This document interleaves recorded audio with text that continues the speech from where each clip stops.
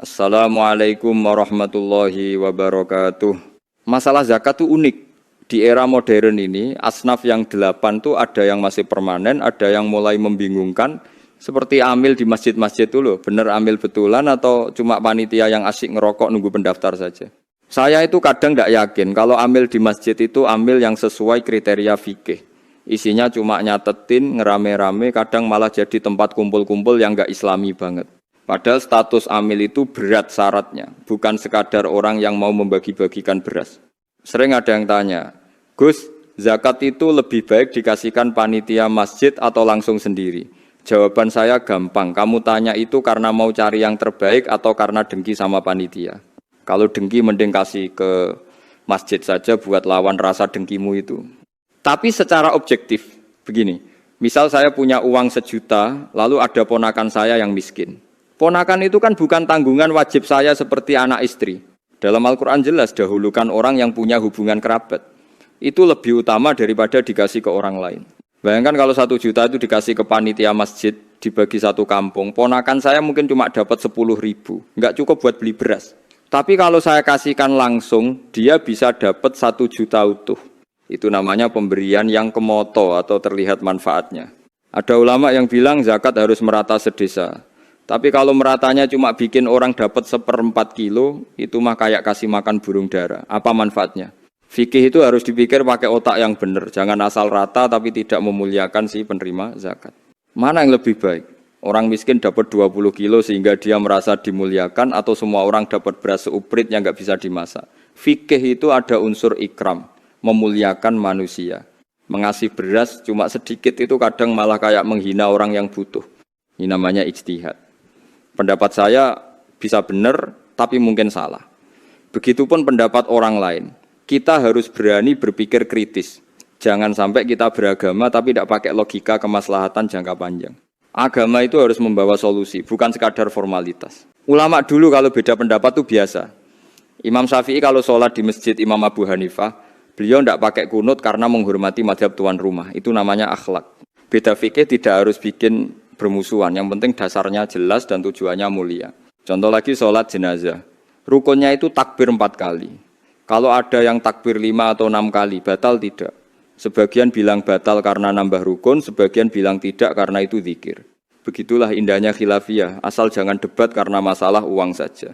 Ada lagi soal salam, begitu imam salam pertama, dia sudah keluar dari sholat. Kalau makmum kelamaan nunggu imam salam kedua, ada ulama yang bilang sholat makmum batal karena menggantungkan diri pada orang yang sudah tidak sholat.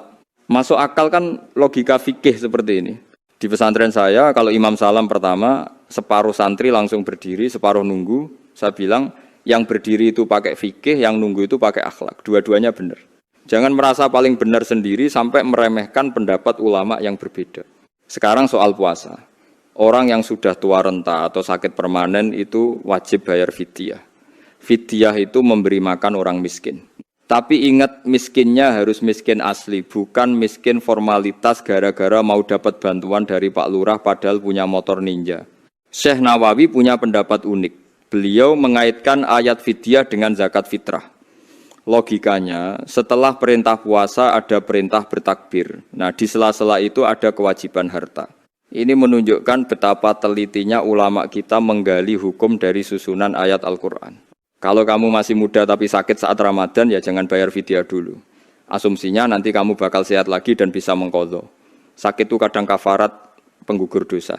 Kalau tidak bisa sedekah karena tidak punya uang, ya dilarikan ke sakit supaya dosanya habis. Banyak orang datang ke saya mengeluh susah, rata-rata masalah ekonomi. Saya bilang, sakit itu solusinya istighfar. Kalau enggak mau istighfar, ya Tuhan kasih sakit supaya kamu dipaksa ingat Allah. Semua yang dilakukan Allah itu pasti ada hikmahnya, jangan terus mengeluh. Nabi itu unik sama orang awam. Pernah ada orang mengaku berbuat dosa tapi bukan zina, lalu ikut sholat jamaah sama Nabi. Nabi bilang, sholatmu tadi sudah menghapus dosamu, ini paket hemat buat orang awam. Kalau orang alim beda lagi, tuntutannya lebih tinggi di mata Allah. Orang alim itu didoakan penduduk langit dan bumi, sampai ikan di laut pun ikut memintakan ampun. Kenapa? Karena orang alim itu yang menjaga syariat dan menjelaskan hukum Allah. Tapi jadi orang alim itu tersiksa loh, pikirannya harus mikir hukum terus, nggak bisa santai. Contohnya saat haji. Orang awam mah enak, pakai ihram ya pakai saja. Orang alim mikir, jam tangan ini ada jahitannya tidak. Sabuk ini kategori pakaian atau bukan. Sandal yang dipakai itu melanggar ihram tidak. Pikiran orang alim itu penuh dengan kehati-hatian hukum. Pernah saya mau tahallul di Mekah, nunggu tukang cukur. Saya mikir, sebelum dicukur biasanya disemprot pewangi. Padahal orang ihram belum tahallul nggak boleh pakai wangi-wangian. Orang awam mah cuek saja, saya yang alim ini jadi was-was sendiri mikirin hukumnya. Di hotel jamaah haji sering pakai handuk atau selimut, apakah itu termasuk pakaian berjahit yang dilarang? Kalau kita terlalu ketat, umat bisa tersiksa. Maka kita harus pakai amalul ulama melihat bagaimana umumnya ulama bersikap supaya agama ini tidak jadi beban. Ada lagi kasus orang jual satu-satunya tanah buat haji padahal anaknya banyak dan butuh biaya. Secara fikih haji itu wajib bagi yang mampu tapi mengabaikan nafkah keluarga juga salah. Disinilah pentingnya kebijaksanaan, bukan sekadar hantam kromo pakai dalil wajib. Intinya beragama itu harus bikin kita makin cinta sama Allah dan bijak sama sesama manusia. Jihad itu tidak harus ekstrim.